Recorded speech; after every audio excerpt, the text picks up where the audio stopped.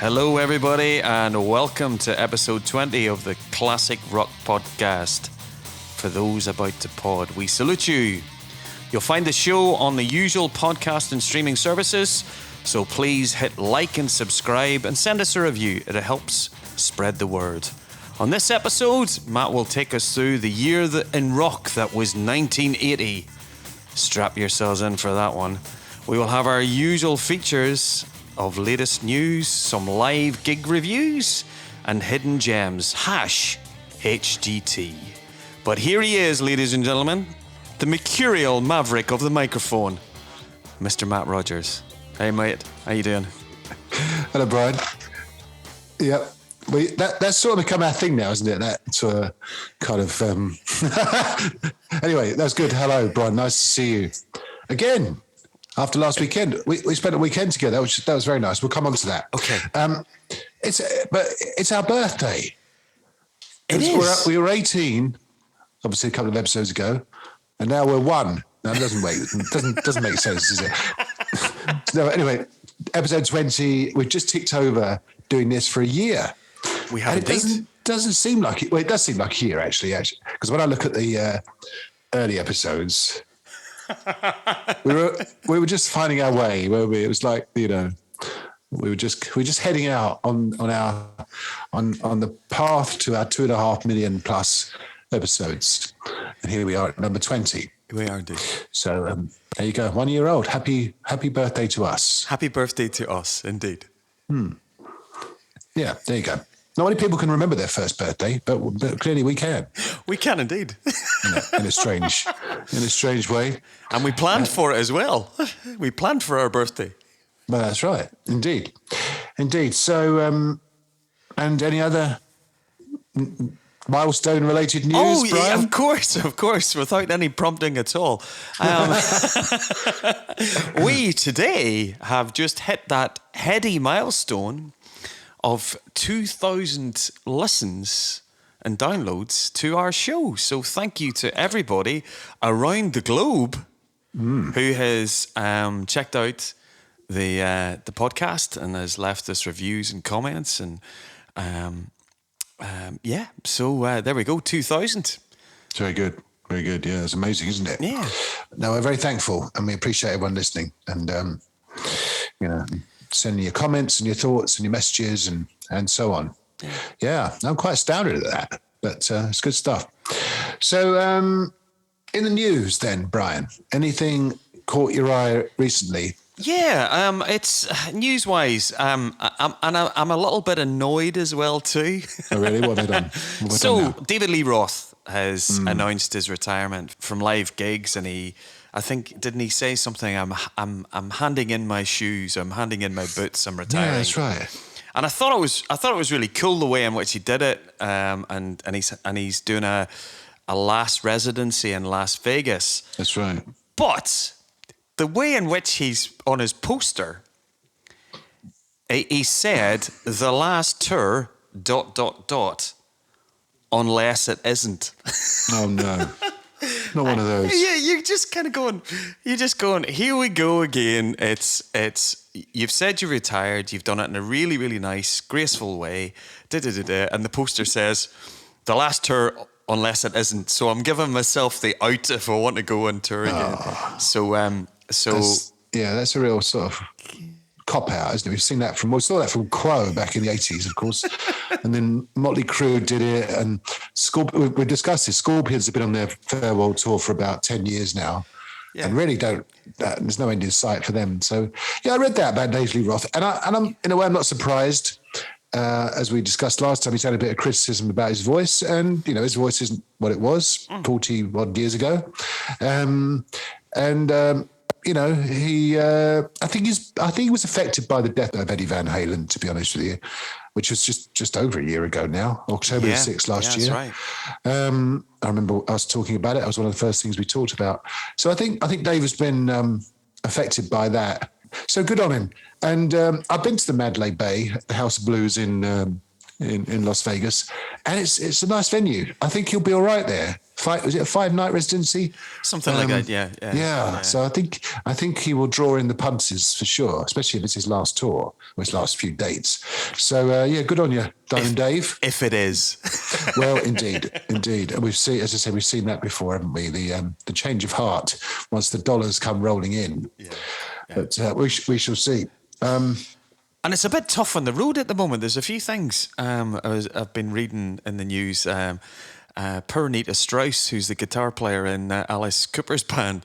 Alice was obviously Alice comes out in all of his fine regalia, and usually comes out with a nice cane, and he was whacking it on the stage, and shards of it came off and hit poor Nita Strauss in the face, but she just had a little walk across the side of the stage. They checked her face, and then she just kept riffing away to Feed My Frankenstein. So always dangerous on stage with Alice about. With Alice. Yeah. Well, you're right. And funny enough, and in the same vein, and slightly more serious, of course, the Falcon, Richie Faulkner from Judas Priest. Yeah. I mean, that was very scary. So they were playing a gig in Louisville, Kentucky, and there's actually footage of this. It's quite eerie to watch it.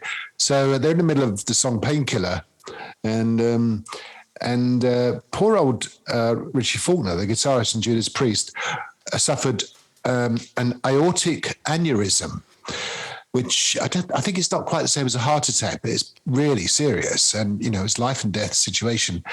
And incredibly, he carried on playing. I know. And then I was obviously then rushed to hospital and had lengthy operation and came out saying I've got metal now in my chest, so he's essentially made of metal.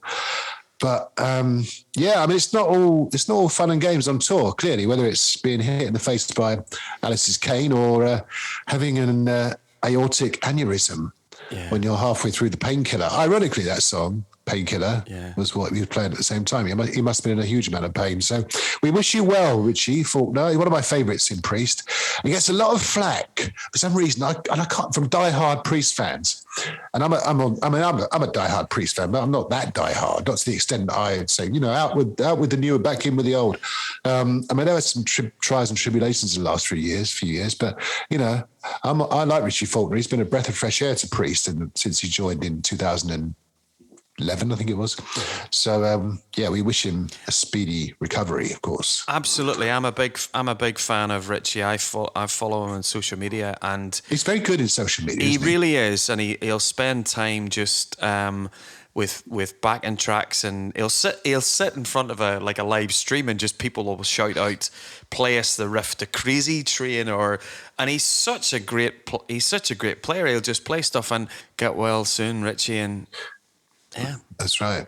And the other thing that caught my eye was Tony Iommi from Black Sabbath. Now this is very odd. He's had a fossil, a newly discovered fossil, named after him. Now this fossil is. I don't know how they can be so specific in a sense, but it's 469 million years old. And this paleontologist called Mats Eriksson, who's a rock fan, clearly a Sabbath fan, he's named this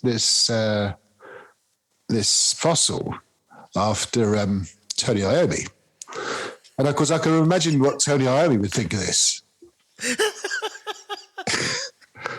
Well, I'm very flattered to have a fossil named after me. I was talking to Ozzy and Geezer about it, and they said we always thought you were old fossil, and now it's official. But so good. I just sneak that in. So interesting having a fossil named after you. Yeah. Apparently Keith Richards remembers when it was, before it was even a fossil. he was there pre-fossil. Yeah, yeah. Oh dear. But anyway, that's all the news from me. Yeah, Brian. well, there's just. What you got? I've got a couple of things if you don't mind. Just on the Sabbath front, I noticed that this week, Bill Ward, obviously, Bill Ward's come back out and said, "I'd like to do a Final Sabbath record. You know, let's I bet he would. let's put it to bed with a live album. I don't with a studio album. Obviously, no touring, etc." And I was just kind of going, really? I thought we had the end of the end of the end, but now we want to do an album after the end of the end. So I thought timing wise, I thought it's all kind of done and it's all done and dusted. So Well, you never know. I mean, I know Tony Iommi, the aforementioned Tony Iommi, is open to, doing something with Sabbath again. I don't think Ozzy's keen. Ozzy obviously has got his medical issues, ongoing. But it's interesting. I think Bill Ward is, he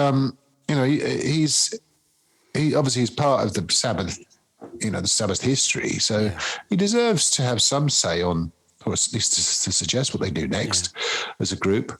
So we shall see how that plays out. Exactly. Exactly.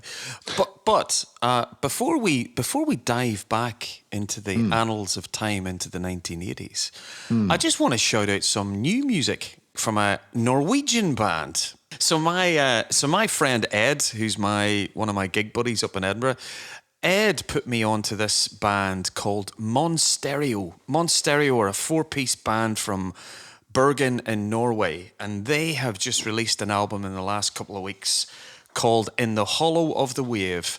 Matt, it is my big contender for album of the year this year. It's got it's quite heavy. It's very 70s feel. If you kind of like the Black Keys, Queen of the Stone Age, but with great singing and great songwriting, Monstereo is a band to check out. They're just they're on their third album. I have just been absolutely blown away by their third album. So Monstereo, good new music. Thanks, Ed, for the heads up on it, and I recommend everybody to go and check them out. It's on Spotify. You can buy it on Bandcamp. But some new music from a band called Monstereo, who I never heard of before. So me neither. I'll put them on the playlist and really be interested to see what everybody thinks of it. Very good. Very good. Well, another one for the playlist, Brian. Oh, here we go. So there's a new song out by a band called Goodbye June. Now, one of many bands that have come out of Nashville, Tennessee. Got a really good song out at the moment called Step Aside. Have a listen to it. It's kind of the first time I've heard Goodbye June, but I'd welcome everyone listening to it and tell me who the singer reminds you of. To me, he sounds uncannily like Bon Scott. Okay. In that sort of Highway to Hell era. It's a good song, all the same. And then we talked a little while ago about Guns N' Roses and the song Absurd that was out a couple of months ago. Guns N' Roses got a new song out. It's actually a little bit better, which is not difficult. It's called Hard School, and it's a bit more sort of classic Guns N' Roses. It's got a good vocal from Axl. It's got Slash is very prominent, and it's kind of typical GNR. It's got shades of You Could Be Mine in the riff. Okay. But check it out. I listened to it this morning. I thought that's pretty good. And then finally, we talked about this guy before, Jerry Cantrell, who's the lead guitarist and co-vocalist in Alice in Chains. And he's got a new album coming out, in fact, in a couple of weeks. It's called Brighton, as in to make things brighter, not Brighton, the city in West Sussex. That'd be odd, wouldn't it? Write a rock album all about Brighton. Well, I suppose Queen almost did it, didn't they? With Brighton Rock. But anyway, this is an album called Brighton, and the lead-off track is the title track, or rather the track that's out at the moment. It's called Brighton. So check it out, Jerry Cantrell. Nearly called him Gary Cantrell then. Check it.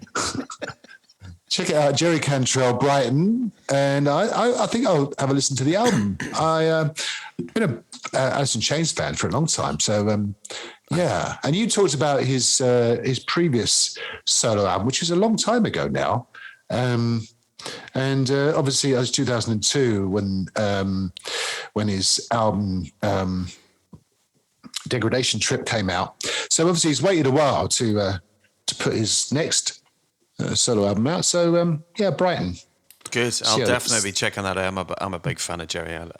Great singer, good guitar player, good songwriter. It looks better with long hair, doesn't he? He cut his hair short a few years ago, and he's grown it back now. I tell you what, if you put him and Richie Faulkner beside each other, they'd be dead ringers for each other. That's true, actually, isn't it? Yeah. Yeah, and KK Downing, but maybe not. Shall we move on? Yes, let's. So, last time you set me the task of looking back at 1980. What a hardship that will be for you. It was very hard. It was a bit like looking back at 2000. It was very, very, very, very difficult. No, it was great. I was there in 1980. I was a rock fan. I just discovered rock in sort of 1979, 80. But 1980 was an amazing year. Probably in my humble opinion, the best year in rock there's ever been. And when you look back at the albums that were released and the energy that was around at that time and how rock was really prominent, it was an incredible year. I was 14 going on 15, so I was, perfect age back in 1980. You were a bit more of you were a toddler then, weren't you, in 1980, Brian? In the mean streets of Lombardy. Yes, I was 11. Yeah. Oh. So I was light. I would have been light on gigs, going to gigs in 1980. Did you have the Meatloaf jacket then? No. Meatloaf jacket would have been probably been about 83, 84, just before I went to university. Right. Anyway, so amazing year, 1980, and it was I look back and I was thinking about it. I mean, it was in Britain, and I'm talking mainly about Britain. I lived in Britain at the time. I was in Thetford in Norfolk, not the rock epicenter of the world, but we had our moments. We had local bands and people that liked rock music and so on and so forth. But it was a kind of there was almost the stars were aligned in a sense. You had the new wave of British heavy metal was really taking hold in 1980. Bands were kind of rising. The cream was rising to the top. Def Leppard released their first album, On Through the Night. Not that they like to be classed as... Not at all. Nwabum, of course. And the album itself, there's tinges of them sort of having an eye on the US. Hello America is obviously their, Joe Elliott wrote it when he was working in a spoon factory, I think, in Sheffield, but clearly it was their sort of, US calling card. And a good song all the same. Iron Maiden released their first album. I remember that vividly in April 1980, and released the same day as British Steel by Judas Priest. Saxon had the Strong Arm of Law out. Diamond Head. Have I ever mentioned Diamond Head? No. I was ready just in case you weren't going to mention Diamond Head. Of course, I would have jumped in and. Yeah, thank you. I appreciate it. They released their first album, the White Album, or Lightning to the Nations, as it's more commonly known as, and so those Nwabum bands were really gathering pace. There were plenty of others, but I'm really focusing on the albums that I bought back in 1980. So you had the new wave of British heavy metal, kind of post-punk movement, if you like. And I know Steve Harris has distanced himself from being influenced by punk, but certainly Brian Tatler and Biff Byford themselves, to name but two, Brian from Diamond Head and Biff from Saxon, of course, have openly admitted they were influenced by punk, in that it was, let's go and do some gigs. I can play better than these guys, so let's go out and play. We might not be Led Zeppelin or Deep Purple, but we could go out and play. So there was certainly a resurgence in Nwabum in 1980, and then there was a lot of the old guard were kind of. Had a kind of kick up the backside, as it were. Motorhead released the Ace of Spades, which, despite the title song probably being overplayed over the years. The sort of signature song. A great album. Chase Better Than the Catch. We Are the Road Crew is on there. Great album. Ace of Spades, including their sort of more sort of cowboy look when they were dressed in black hats and ponchos. And actually, that was filmed in the photos were taken in a quarry in just north of London, so it wasn't exactly that exotic. Judas Priest released British Steel on the back of Unleashed in the East and Killing Machine, which are all good albums in their own right, but British Steel, as I say, released the same day as the first Iron Maiden album, was colossal, and spawned songs like Living After Midnight, Metal Gods is on there, Breaking the Law, of course. Just some massive songs recorded in Ringo Starr's house. Was it really? I never knew that. In Surrey somewhere. Yeah, I think it used to belong to Ringo Starr, and then he sold it to John Lennon, or the other way around. But they recorded this huge album in that house, that big white house. If you remember the Imagine video, that was obviously played a lot in the latter end of 1980, 81, as we'll come on to. Yeah. John Lennon's playing the piano in that white room, which is where the Priest recorded the British Steel album. I always have a little bit of a chuckle. Thinking of Breaking the Law by Judas Priest when you think of the video. Oh, yeah. Breaking into a Barclays Bank in Shepherd's Bush or somewhere, wasn't it? And is there, and obviously at that time in the 1979, 1980, you had all of the cardboard guitars and air guitar guys as well too. It's a video that has not stood the test of time too well, but I find it hilarious. That's true. I actually had a cardboard, a cutout guitar, so it was a thing. So you had the air guitar, which was obviously, air. But then there was this thing around, and as you say, featured in that video, there was this kind of trend to get the old saw out, get a nice bit of plywood, and create your own Flying V. Did you really? Did you make your own guitar? I think so. And it was unless I dreamt it. It was a short-lived venture because I wasn't very good at woodwork. But it was a thing. I was the living embodiment of rock in those days. I had a bullet belt. I was a big Motorhead fan. And I had a bullet belt, leather jacket, denim jacket. Those white kind of baseball boot shoes. Do you remember those? Yeah. Were de rigueur if you're a rock fan in 1980. And I always used to look at bands like UFO, and they just dressed in like jackets and trousers. I think, hang on, what? Why don't you dress like me? But it was all spawned out of the sort of Priest kind of look, I suppose, and the Motorhead look, and with the bullet belts and the cowboy boots and so on and so forth. As other of the old guard that we mentioned, one of the greatest albums ever.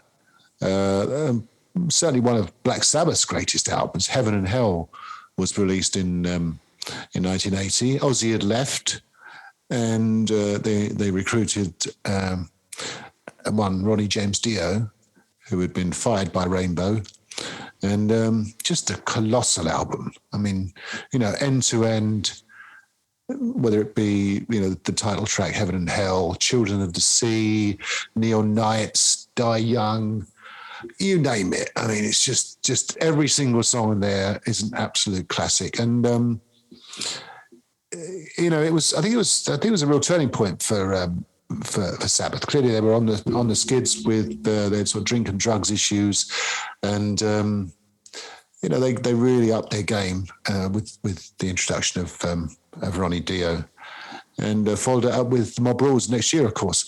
And talking of Ozzy, again, this is another colossal album. You look back at his first solo album, The Blizzard of Oz, with the late Randy Rhoads, late Lee Kerslake and Randy Rhoads and Bob Daisley. Again, so many good songs off that. Crazy Train, I Don't Know, Mr. Crowley. Just a fantastic album. And I talk about all these albums in I bought them on vinyl, and I used to work on a market stall in Bury St Edmunds, just down the road from where I grew up. And I also did a paper round. I'm still doing a paper round, 14, 15.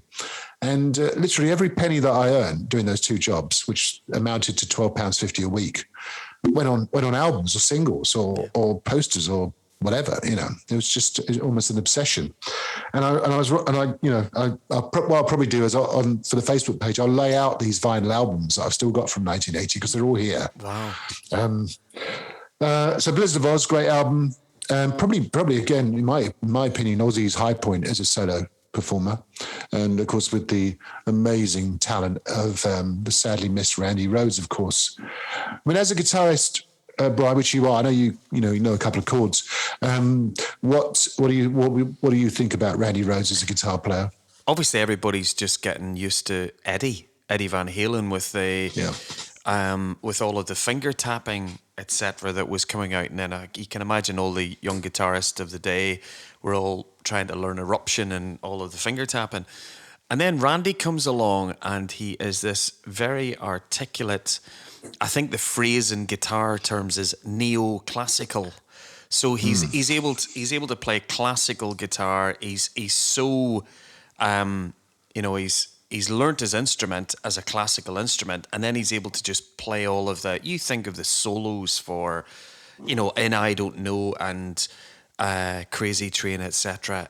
He's just such a brilliant player, and I know probably the biggest compliment that I can that I can give him is Gary Moore at the time when Randy passed. Gary wrote a piece of music for Randy, and he just sort of thought that Randy was just, what he was doing at that time in those first two albums, and then the subsequent live album and tribute. He was brilliant player. I suppose he doesn't, because his catalogue of material is not a lot. He doesn't get into the lists of the Brian Mays, the Tony Iommis, the people who've had a long career. But Randy was phenomenal, and I'm so pleased over the years through YouTube you get to see some of the footage, some of the rehearsal footage with the. I can remember seeing. Obviously, the Blizzard of Oz band didn't stay together that long. The touring band ended up being Ozzy, Randy, Tommy Aldridge, and Rudy Sarzo from Quiet Riot. But he was just a phenomenal guitar player. Absolutely. Yeah, absolutely. Yeah, much missed. Speaking of guitar players, Michael Schenker had left UFO in 1978-79, around about the recording of Strangers in the Night, which is still my favourite live album ever. And he released his first album, MSG, or Michael Schenker Group, with Gary Barden and Mo Foster and the ubiquitous Simon Phillips on drums. And again, that's a great album. It's not the best from a production perspective, but some great tracks on it. Armed and Ready, I think it's still in the set. I'm pretty certain it's still in the set. Into the Arena, Cry for the Nations, again some great stuff, and he really rediscovered himself, Michael Schenker, as a solo performer, and he did all right recruiting Gary Barden. He didn't last very long as the singer before Graham Bonnet replaced him in about 1982-3. But as a debut album as a solo performer, it's a great album, the first Michael Schenker Group album. Talking of UFO. Again, another great album, another kind of great gem in the UFO pantheon is No Place to Run, which is the first album post Schenker. Paul Chapman on guitar, Tonka Chapman, and produced by one George Martin, which was very interesting. I don't think it. I mean, it's still a good album. It's quite well produced. As you would expect, but he wasn't clearly a rock and metal producer, but it's still did a pretty good job. And, songs like Alpha Centauri, Letting Go, that sort of 1-2 opening track, Mystery Train, the cover, and indeed the title song itself, No Place to Run. I'm just listing all these off because I'm looking forward to hearing them all on the Spotify playlist. One of my favourite songs in the album is This Fire Burns Tonight, which is a great Paul Chapman and Phil Mogg composition, and some great stuff on that album. So again, UFO had turned a corner then, and they were having a resurgence under with Paul Chapman on guitar. again, it's still people do, even all these years later, and with Paul Chapman having passed away a couple of years ago, people still do, grumble about what was the best era for UFO. But I've got a lot of time for that kind of 80s era. It started with No Place to Run through to when around about sort of just before Misdemeanor, when Paul Chapman called it Day Pete Way had gone. But certainly No Place to Run is a good album in the UFO sort of canon of work. Do you know what? I completely agree. I think the three albums. I think when you look at the albums, No Place to Run, The Wild, The Willing, The Innocent, and Mechanics, the three albums in effectively 2 years. Yeah, you go into you can, for me, my era of UFO that I like the most is that period with Paul Chapman, and you had Neil Carter in the band. Obviously, Pete Way was pretty much gone by the end of that. But it's nice when you can have a band, and in 90, maybe we'll talk about, you look at 1980 and you think about the seismic changes in a lot of bands. AC/DC with Brian Johnson. You've effectively got that change. Led Zeppelin losing, John Bonham in 1980. There was seismic things happening with bands, and some things went, wow, that next phase of the band is brilliant, and some actually went, well, no, we're not going anywhere further. And I actually think that period with Paul Chapman is, songwriting wise, I agree with you, production wise, but songwriting wise, it's up there for me. It's not Dr. Doctor, and it's not Strangers in the Night as a live album, but that was a nice period for UFO for me. Yeah, absolutely. A couple of live albums to mention that year. Whitesnake released Live in the Heart of the City, double album, partly recorded in 1978 and the other part recorded in early 1980 and released in late 1980. And again, as a live album, just almost perfection. Whitesnake, probably at their peak. I know it was 1980, but it certainly did catapult them into the stratosphere in terms of, certainly within the UK and to an extent in Europe and Japan.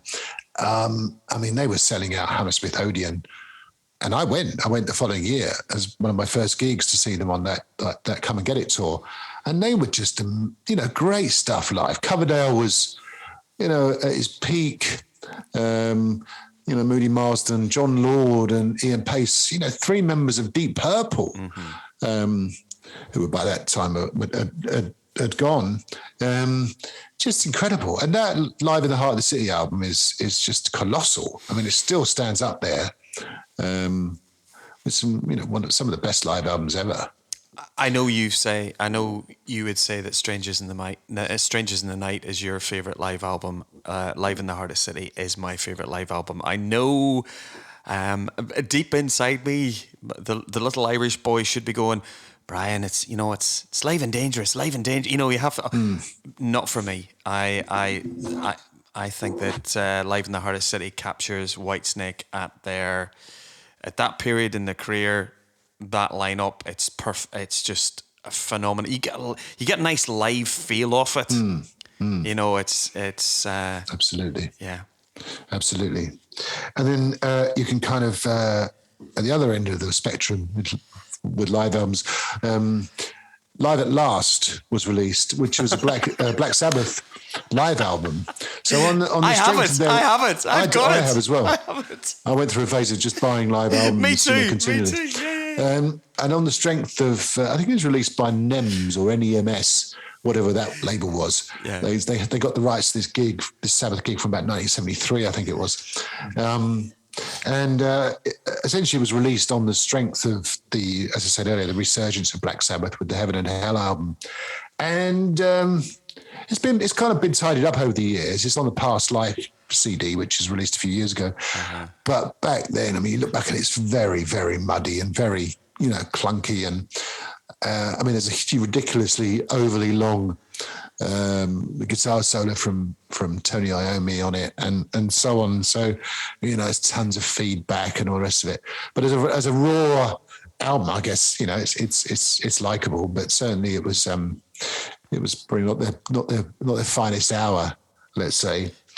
And then finally, I can't not mention 1980. You touched upon AC/DC earlier. We'll come to them in a minute, but Rush released Permanent Waves. That was my introduction to Rush in 1980, and featuring Spirit of Radio, Free Will, Entre Nous, Different Strings. Compared to their previous albums, some quite relatively short songs, dabbling in sort of reggae beats. Neil Peart made no secret of that. He was influenced by that kind of Police sound of the late 70s, early 80s, that sort of Stuart Copeland, almost reggae time signature. A great album. And again, part of that sort of early 80s, along with Exit Stage Left, which came after the next album, Moving Pictures. But part of that, triumvirate of fantastic albums from Rush really turned the corner. Had kind of left those big, long, fantasy-driven songs of 2112 and Hemispheres and so on behind, and really were concentrating on writing, relatively short, punchy, but still very much with that Rush sound to them. Yeah. You're aware that you are aware, Matt, and to our listeners, that the playlist for 1980s at the moment about 17 hours long. That's fine by me. That's fine by me, and it will grow longer, I'm sure. And then finally, as you said, 1980 was quite a dark year in lots of ways. It was a very up year. There was loads of music, loads of good music, loads of great albums. Rock was everywhere. It was on TV. It was on, Kerrang came out the year after, but Sounds magazine, which was probably the heavy rock magazine to go to, regularly featured interviews with UFO and Diamond Head and Saxon and so on. But as I said, it was quite a dark year in that we lost three real icons of rock. As you said earlier, John Bonham died in September 1980, which signaled the end of Led Zeppelin. And I remember that. I mean, it was tragic. I mean, he died after drinking a huge number of shots of vodka, and died of asphyxiation, unfortunately, discovered by John Paul Jones, I think in Jimmy Page's house, getting ready for a recording or a tour or whatever it was. Yeah. So again, a sad loss. And, rock fans, I think, if you don't have to be a Led Zeppelin fan to know how great a drummer John Bonham was, certainly up there in terms of the great drummers of any era, I guess, but certainly within the rock genre. So a huge sad loss. And you sometimes think, well, what if he'd have lived? What would have happened to Led Zeppelin? What would they be doing now? But sadly, it wasn't to be. Early in the year, as you touched upon earlier, we lost Bon Scott.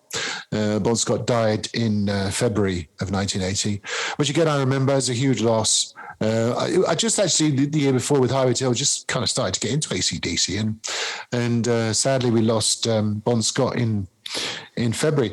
And I remember at the time thinking it was quite a rapid selection process, a relatively short amount of time before they appointed Brian Johnson, who I'd known about. I'd known about Geordie, the band from the early 70s. Did you really? All right, okay. Yeah. Oh, All Because of You, which was their kind of hit. I remember that song. So I knew of Brian Johnson. And he was appointed in, so Bon Scott died in February, and Brian was, rolled out, if you like, as a singer on April the 1st. So not much time had elapsed. But I think it was driven largely by the fact that Bon Scott's mum at Bon's funeral back in Australia basically said, lads, carry on. Bon would have wanted you to carry on, and that's what they did. And you can tell from the quality of the album that followed, Back in Black, which essentially in itself was a tribute to Bon Scott, that a lot of the ideas they'd had and a lot of the sort of riffs, they hadn't just developed in a relatively short space of time. Back in Black was released in July of 1980. So clearly from Bon passing away to the release was, again, a relatively short space of time.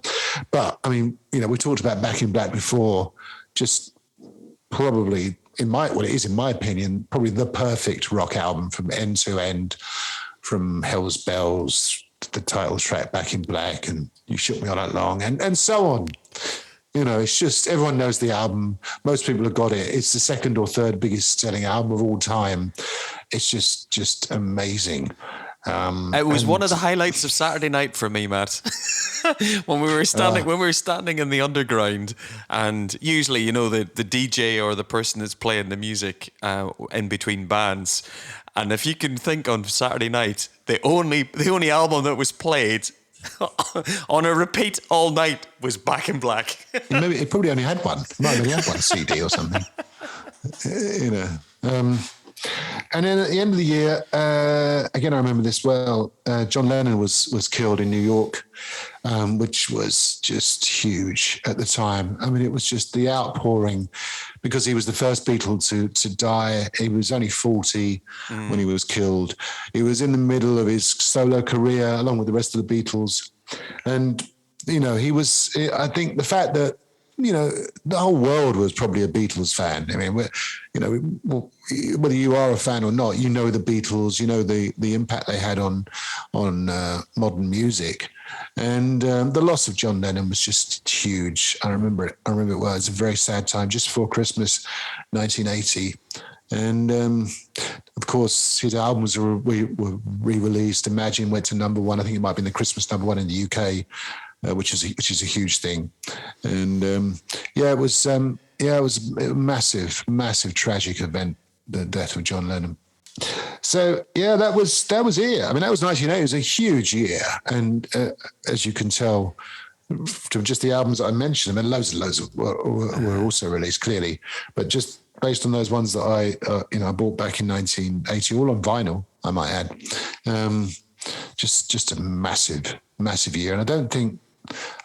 Certainly, I don't think there's been a year like it, for just all the stars aligning, bands, artists putting out just real kind of top quality material, whether it be Permanent Waves or Back in Black or whatever it might be. It was just a huge year, and I look back on it very fondly for lots of reasons.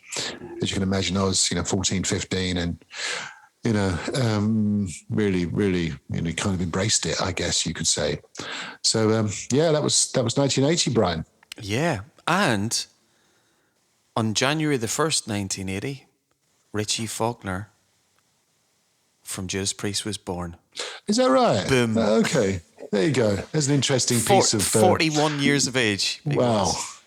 There's an interesting piece of... I should say. Symmetry. Yeah. Oh, good stuff. So next time, as is the tradition, at least has been for the last year, at some point we'll run out of years, of course. We'll have to go back and repeat them again. But anyway, for now, I am going to give you 1999. It's your year in rock. Excellent. As in, let's party like it's 1999. That should be interesting, shouldn't it? Yes, I'm sure it'll not be as easy as bleeding 1980.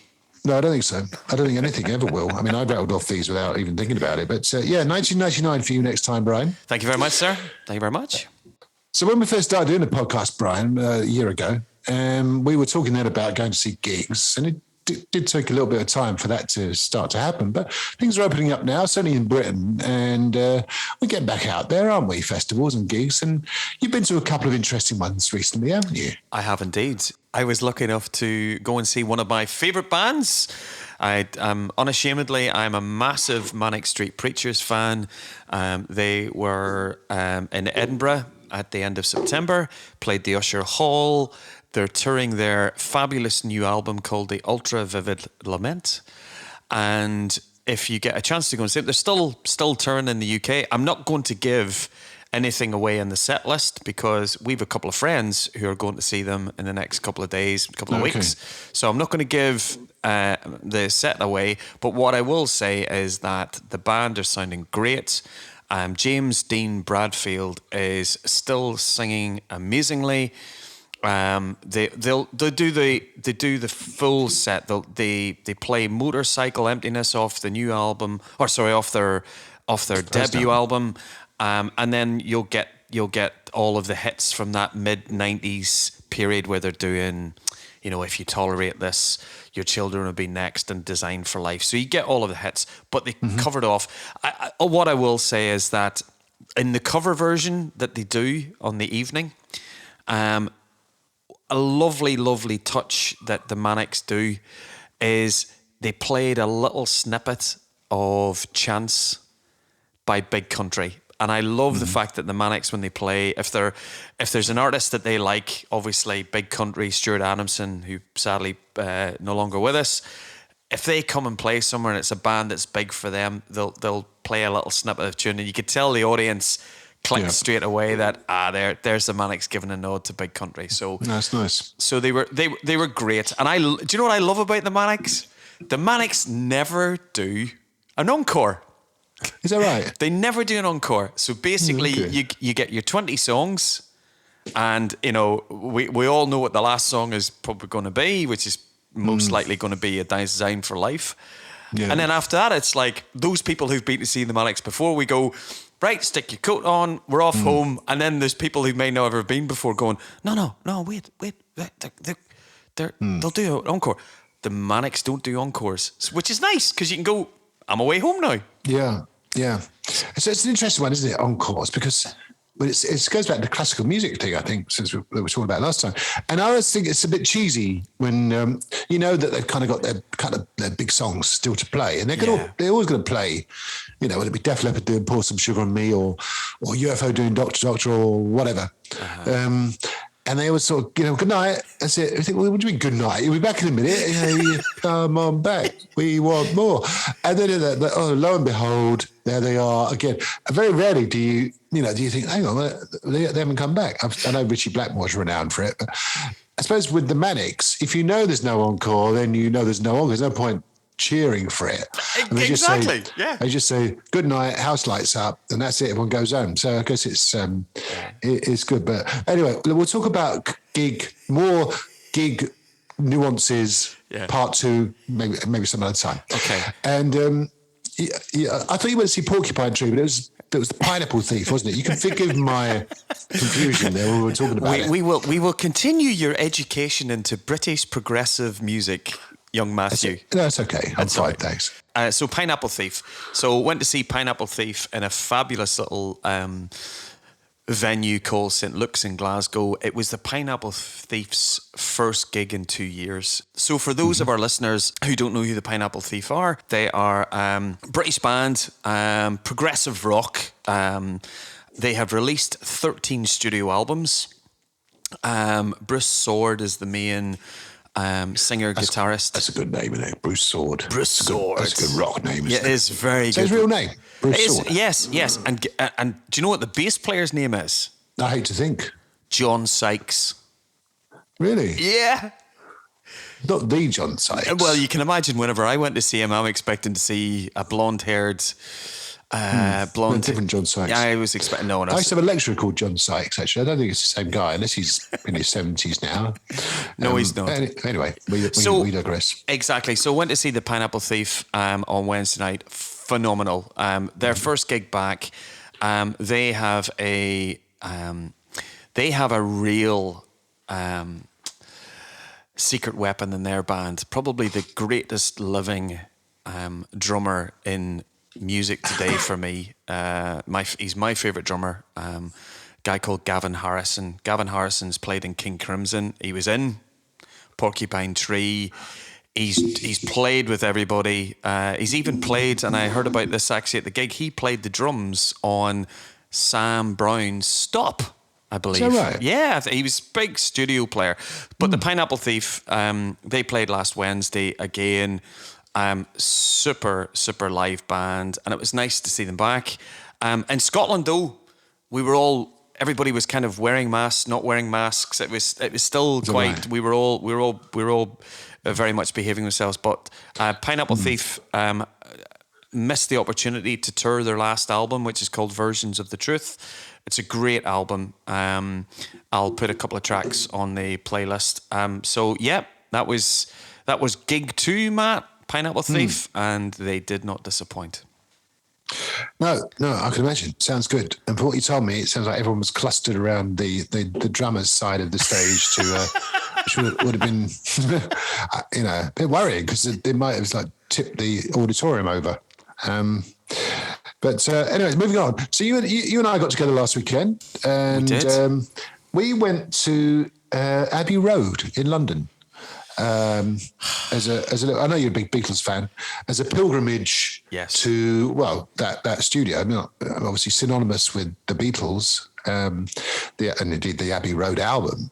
Yeah. Of course, what I thought was a nice touch because Brian, of course, we both walked across the zebra crossing, and I took a picture of Brian walking across. And in the original album cover, there's a white VW Beetle parked a little way down the road. Check it out. The four of them walk across the VW Beetle. The fifth Beetle, as they call it. Exactly. So, however, when I was taking the picture of Brian, there wasn't a Beetle, unfortunately, but there was a white car in exactly the same position. I think it was a Ford Focus or something. But we'll put the picture on the Facebook site and you'll see what I mean. It was very popular and it was quite nice, isn't it? It was at a very good gift shop.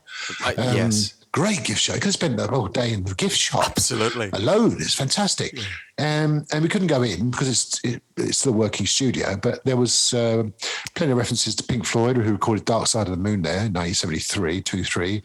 And of course, plenty of Beatles-related sort of references there. But it was. I found it quite a good experience, Brian. Quite cathartic. Is that the right expression? But certainly, there's an aura to the place. Yeah. Even if it's just a London street, but you look at the Abbey Road studio sign above the door, and you just think the people that have gone in and out of there, and of course you're walking across the same zebra crossing, that iconic zebra crossing, as is on the Abbey Road album cover. So I enjoyed that little visit up to Maida Vale last Friday. Yes, it was lovely. It was so understated, the building itself, and then you saw the wall outside with all everybody's graffiti and signing it, and it was lovely, and it was relatively quiet when we were walking across the zebra crossing. Yeah, zebra crossing. It wasn't. In my mind, I had queues of people. Causing mayhem and mischief to all of the drivers. I certainly wouldn't want to be somebody who lives around there trying to drive to get to work, etc. No. With people standing across a crossing going, here, I'm taking a picture. That's right. Yeah. Indeed. And then on Saturday night, we went to see three bands, didn't we? We went to see the Camden Underworld, which is quite an okay little venue, quite small, up in North London. And we saw a band called Joan of Arc. They were really good. I enjoyed them. They were very good. They were on at 6:30 on a 3-band bill, and the curfew was 10 o'clock. We always thought someone's going to be on early. Someone's drawn the short straw, and it was them. And they, considering the audience was fairly sparse, I thought they did a good job. Joan of Arc, good act. And they were followed by one of the bands that's at the forefront of the new wave of classic rock in Britain, a band called Revival Black from Liverpool. There you go, bit of symmetry with the Beatles and everything. A far cry from the Beatles, of course. Interesting band, a good singer. I was chatting to him beforehand to find out what's going on. This is how it works in Britain now. You see the singer outside the pub and you go up and just say, what time are you on? 7:30, mate. Okay, see you then. Looking forward to it. Oh, cheers. But did you notice the three guitarists only had hair down to their collars? I think they were brothers, and maybe they were brothers. And in my mind, they were brothers. And I turned to Brian and said, I think probably their mum said, "Look, you grow your hair, but only to your collar, no further." But yeah.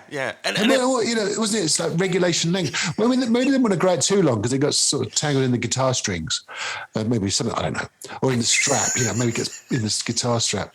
That's not a very rock and roll reason for it. No, it's not, is it really? And then finally, a band called Vega were on the bill.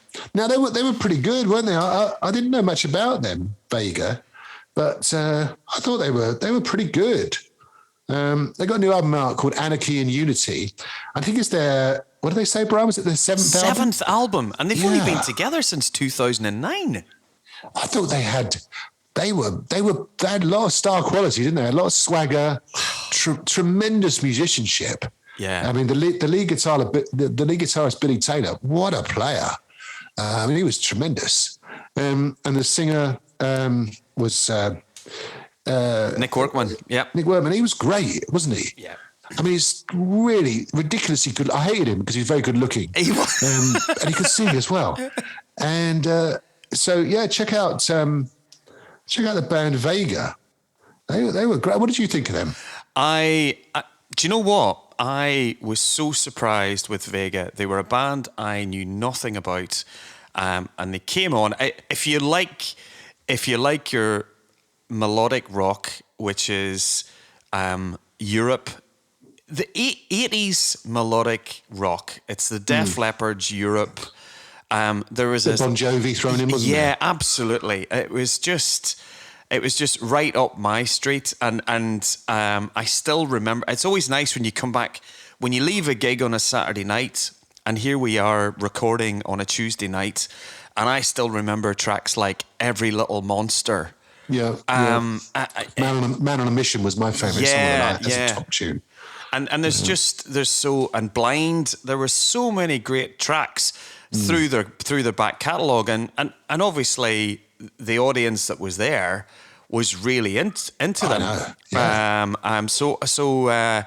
Yeah. I for some reason I was kind of going, why has this band not come onto my radar? So and you're kind of going again.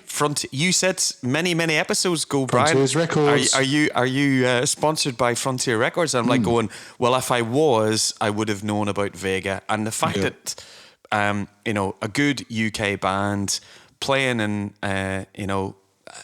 trying to get back out there on the back of COVID. Billy Taylor, as you said, did all of the guitar duties, and they're actually a 2-guitarist band. So Marcus Thurston, who couldn't make the gig because I think he came down with COVID. So Billy did all of the work. I know, and he was a phenomenal lead player. I know, it's tremendous. So big shout out to Vega. Absolutely. I thought they were brilliant. Yeah, good on you, Vega. And they're still touring the UK. It was the first day of their tour. So if you want to go and see a really good act, top band with probably with the Revival Black and Joe Levart with them as well. Great night and really good value for money. So that was it. That was gig news. It was good to get back out there, wasn't it? And there wasn't much. A little bit of social distancing, mainly because there wasn't that many people there, but it wasn't full. It's probably like 3/4 full, so it was quite easy to social distance, wasn't it? And for me to see the stage. Yeah, indeed. No, it's a good little venue, the Camden Underworld. So, Brian. Yes. It's that time of the podcast that everyone, and I know everyone, because they tell me, look forwards to. It's the highlight of any podcast. Well, highlight of this podcast. It's Hidden Gem time. Yeah. Hidden Gem time. Hashtag HGT. That's still not really catching on. I haven't seen it trending on Twitter yet, but you never know. It's early days. So what you got for us, Brian? Well, I'm going to stay in 1980. Would you believe it? I'm actually quite surprised, Matt, because I think you basically named every single good rock album that was released in 1980 in your list. Probably. But there's one, and I'm be interested to see if you'll go, oh yeah, that was a good album, or you might go, no, I didn't really like it. So I'm going to choose an album, the debut album from a British band with two well-known rock guys, a bass player and a guitar player. It was produced by Trevor Rabin from Yes. Oh, yeah. And the single was on, which was based, I think the single was on the great album, which I always talk about, which is Headstone by UFO. And the lead single off this album was Criminal Tendencies by the band Wild Horses. So Wild Horses was the debut studio album by effectively Jimmy Bain, who from Dio and Rainbow, and Brian Robertson from Thin Lizzy. So they came with a fantastic, back catalogue of great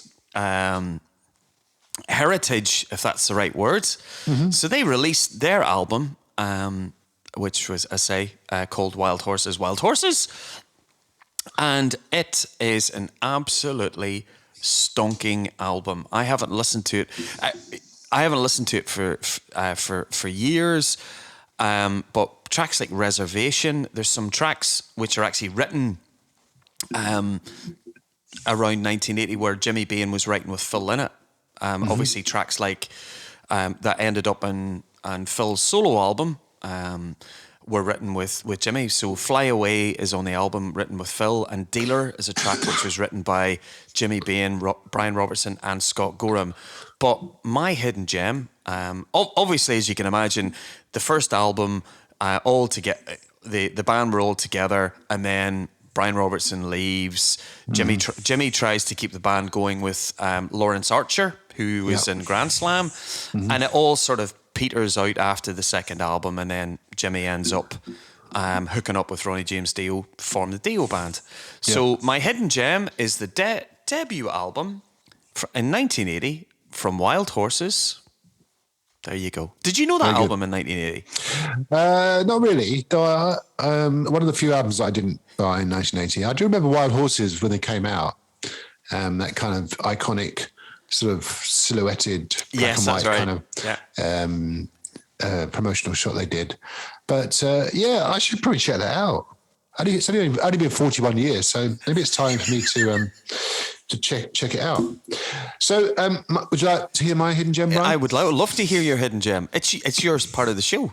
Well, it is actually a hashtag HGT. So I am going back, turn the clock back to 1993. Okay. An album by one of our favourite singers, Mr. Paul Rodgers. Now, in 1993, Paul Rodgers pulled together a few of his friends to put out a tribute to the great Muddy Waters. And the album is called Muddy Waters Blues, a tribute to Muddy Waters. And ladies and gentlemen, it is absolutely fantastic. It's just laden with the Muddy Waters classics. Things like The Hunter, I Just Want to Make Love to You, Born Under a Bad Sign, I'm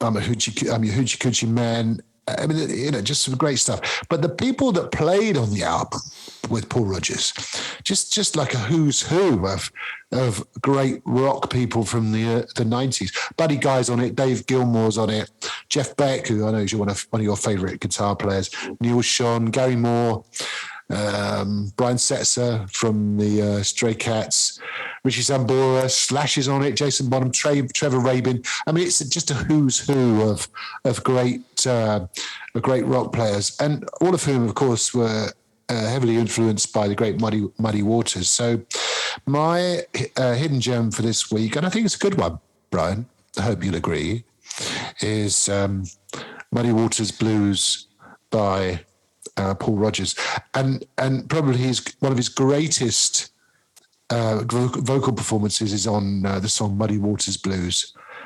Just fantastic. One of the greatest, if not the greatest, rock voice there's ever been, Mr. Paul Rodgers. There you go. You might as well just go, boom, drop the mic. Well, I would, but I'll probably break this mic, don't me? I can't believe. That's tremendous, isn't it? David Page is on it. And, I just noticed him. He's on it. Steve Miller's on it. Yeah. Just Pino Palladino's on it. It's just like, who isn't on it? Just tremendous. So I'm gutted. Sorry, that's one I've had in the back of the closet for one where I'll maybe pull out Paul Rodgers' tribute to Muddy Waters sometime, and I couldn't agree with you more. The standout tracks for me on that album, if you don't mind, are they do a version of She Moves Me, and Gary Moore plays the guitar on that. And Gary, at that time in '93, Gary was really playing a lot of blues, and he was right on the top of his game. And just that Paul Rodgers voice and Gary Moore's guitar, well, you know that for me is probably the perfect. Yeah. That's the perfect mix. But there's a lovely, really slow blues track on it, Matt, called Standing Around Crying. And that's the one with David Gilmour. And David Gilmour doesn't really get a chance to play much blues in the sense of within the Pink Floyd sort of arena. But you hear Dave Gilmour's blues playing on that track, it's just phenomenal. So I know. Yeah. Hats off to you, mate. Hashtag HGT goes to you this episode, young man. That's a fabulous one. I think that's 20 out of 20 for me then, I think, isn't it? There you go. Right. That was it. That was number 20 done. In the bag. In the bag. Done. So thank you, everyone. We mean this from the bottom of our hearts. Thank you for listening. 2,000 times people have listened to us rambling on for an hour over the last year. And we really appreciate it. We love doing this. Uh-huh. We have a great time doing it. People tell us they enjoy listening to it. They tell us that it's reminded them when they were young. They've re-listened to albums. They've discovered new bands. They just enjoyed it. They've had a laugh. Kids have got shout outs. Father-in-laws have got shout outs. You know, we try to do our best with it. So we thank you all for listening. And it's a pleasure doing it with you, Brian. You know that. My friend, Mr. Brian Maley. So until next time. Until next time, check us all out, people, on all the social media. We are on Twitter at FTATPod. We shall see you all next time. Rock on. Take care. We salute you. See ya. Bye. Bye.